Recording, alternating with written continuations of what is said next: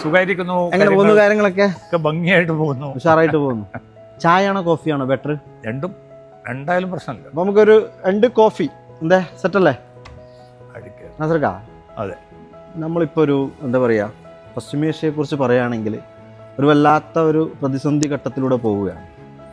സത്യത്തിൽ വൈകുന്നേരം ആ ഒരു ടെലിവിഷനിൽ വന്ന് പശ്ചിമേഷ്യൻ സംഘർഷങ്ങളെക്കുറിച്ച് ഏറ്റവും നല്ല രീതിയിൽ സാധാരണക്കാർക്ക് പോലും മനസ്സിലാവുന്ന വളരെ സിമ്പിളായിട്ട് കാര്യങ്ങൾ പറയുന്ന കുറച്ച് മാധ്യമപ്രവർത്തകരിൽ ഒരാളാണ് നാസർ. Thank you. അപ്പം പിന്നെ നമുക്ക് അത് തന്നെയാണ് ചെയ്യേണ്ടതും. കാരണം ഇതൊരു പാനിക് സിറ്റുവേഷനിലേക്കൊന്നും നമ്മൾ വെറുതെ അനാവശ്യമായിട്ട് ഇതിനെ വലിച്ചെടുക്കരുത്. എന്താണ് സത്യത്തിൽ ഇത് എങ്ങോട്ടേക്കാണ് പോകുന്നത്? എന്താണ് നാസർഖാൻ്റെ ഒരു വിലയിരുത്തൽ? എനിക്ക് തോന്നുന്നു അത് കാരണം എത്രയും പെട്ടെന്ന് ഇത് നിർക്കണം, അല്ലെങ്കിൽ ഇനിയതും മുന്നോട്ട് പോകരുതെന്ന് ആഗ്രഹിക്കുന്നതിൽ അമേരിക്കൻ പ്രസിഡന്റ് ട്രംപും ഉണ്ട്, ഇറാൻ പ്രസിഡന്റ് മസൂദ് പെഷസ്കിയാനുണ്ട്. രണ്ടാളും ഏതാണ്ട് തുല്യതയിൽ തന്നെയാണ്. കാരണം ആർക്കും ഒരു യുദ്ധം അനിശ്ചിതമായിട്ട് നീട്ടിക്കൊണ്ടുവരുന്നുണ്ട് ഉള്ള ആഗ്രഹം, അല്ലാണ്ട് നിരന്തരമായിട്ട് നമ്മൾ ചെറുത്തു നിൽക്കാം, അവസാനം വരെ പോരാടാന്നൊക്കെ പറത്താനും പറയാന്നുള്ളതല്ലാണ്ട് പ്രായോഗികമായിട്ട് ഇത് എത്രയും പെട്ടെന്ന് തീർക്കണം എന്നുണ്ട്. കാരണം ഇത് ആരെയും അത്ര എളുപ്പമല്ല ഇത് മുന്നോട്ട് കൊണ്ടുപോകാൻ. അപ്പോൾ തീർക്കണം എന്ന് രണ്ട് പക്ഷത്തും ആഗ്രഹമുണ്ട്.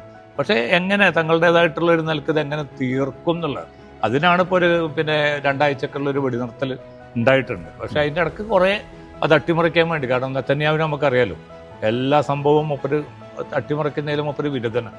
അപ്പോൾ ലെബനാനിലേക്ക് കയറി ഇന്നലെ ഒരൊറ്റ രാത്രി കൊണ്ട് 254 പേരെ കൊല്ലപ്പെടുത്തി, 1100 പേർക്ക് പരിക്കേൽക്കുന്ന സാഹചര്യം. അത് ഇറാനെ സംബന്ധിച്ചിടത്തോളം ലെബനാനുമായിട്ട് അത്രയും, പ്രത്യേകിച്ച് ഹിസ്ബുള്ളയായിട്ട് അത്രയും വൈകാരിക ബന്ധമുള്ളവർ, അവർ പറഞ്ഞത് നടക്കില്ല, ഞങ്ങൾ പിൻവാങ്ങുന്നൊക്കെ പറഞ്ഞു. പക്ഷേ പാകിസ്ഥാനും മറ്റ് മധ്യസ്ഥ രാജ്യങ്ങളും ഇടപെട്ട് ഇപ്പോൾ നാളെ ചർച്ചയ്ക്ക് കൊണ്ടുവരുന്നുണ്ട്.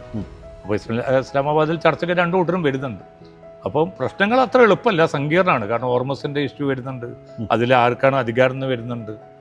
അതോടൊപ്പം തന്നെ ഇനി ആക്രമിക്കില്ല എന്ന് രേഖാമൂലം ഉറപ്പ് കൊടുക്കണം, നഷ്ടപരിഹാരം കൊടുക്കണം, പല ഉപാധികൾ, 10 ഉപാധികളാണ് ഇറാൻ മുന്നോട്ട് വെച്ചത്, 15 അമേരിക്കയും വെച്ചു.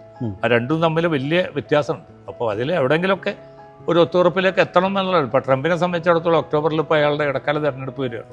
അപ്പോൾ അതിൻ്റെ മുമ്പ് ഒരു ആഭ്യന്തര പ്രതിസന്ധി ഇനിയും രൂക്ഷമായാൽ അത് റിപ്പബ്ലിക്കിനെ ബാധിക്കും, പാർട്ടിയെ ബാധിക്കും. അപ്പോൾ അതുകൊണ്ട് എങ്ങനെയും ഒരു സൊല്യൂഷൻ എന്നുള്ളത് തന്നെയാണ് ആഗ്രഹിക്കുന്നത്. ഗൾഫ് രാജ്യങ്ങളാവട്ടെ, അവർക്കും ഇത് അനിശ്ചിതമായിട്ട് നീണ്ടുപോകരുത്, രമ്യമായിട്ടുള്ളൊരു പരിഹാരമാണ് എന്ന് ഓരും പറയുന്നത്. അപ്പോൾ എനിക്ക് തോന്നുന്നു അധികം നീളാതെ തന്നെ ഒരു തൽക്കാലം ഞങ്ങൾ വിജയിച്ചെന്ന് 2 കൂട്ടർ അവകാശപ്പെടും, 2 കൂട്ടർക്കും പറയാനുള്ള വാദങ്ങളൊക്കെ ഉണ്ടാവും.